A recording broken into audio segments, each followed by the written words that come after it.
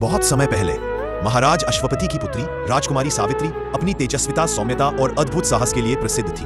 विवाह योग्य होने पर वह स्वयंवर के लिए विभिन्न राज्यों की यात्रा पर निकली। इसी दौरान एक घने वन में उसकी नजर एक तेजस्वी, सरल और सुदर्शन युवक सत्यवान पर पड़ी। सत्यवान अपने अंधे और वृद्ध माता पिता के साथ वन में रहता था। उसे देखते ही सावित्री के हृदय में आदर और प्रेम की ज्योति जल उठी। जब सावित्री ने अपने पिता को सत्यवान के बारे में बताया तो महर्षि नारद ने चेतावनी दी, सत्यवान का जीवन अब केवल 1 वर्ष का शेष है। लेकिन सावित्री के संकल्प को कोई डिगा नहीं सका। उसने दृढ़ स्वर में कहा, मृत्यु भी मेरे सत्यवान को मुझसे अलग नहीं कर सकती। और उसी विश्वास के साथ उसने सत्यवान से विवाह कर लिया। समय बीतता गया, वह दिन भी आया जिसे सुनकर हर कोई भयभीत था।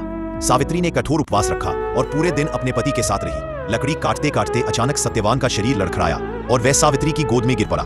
उसी क्षण प्रकट हुए मृत्यु के देवता यमराज।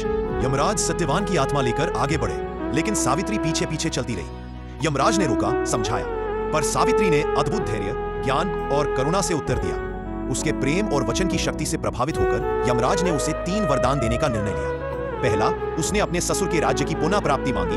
दूसरा, उनकी दृष्टि वापस लौट आए। और तीसरा, बहुत से पुत्रों का वरदान। यमराज ने प्रसन्न होकर सभी वर स्वीकार कर लिए, लेकिन तभी उन्हें एहसास हुआ, पुत्र तो तभी होंगे जब सत्यवान जीवित होगा।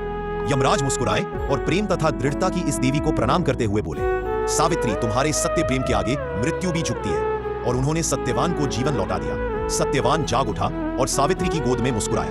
वन में खुशियां लौट आईं। सावित्री का नाम अमर हो गया। प्रेम, तप, साहस और संकल्प की अद्वितीय प्रतीक बनकर।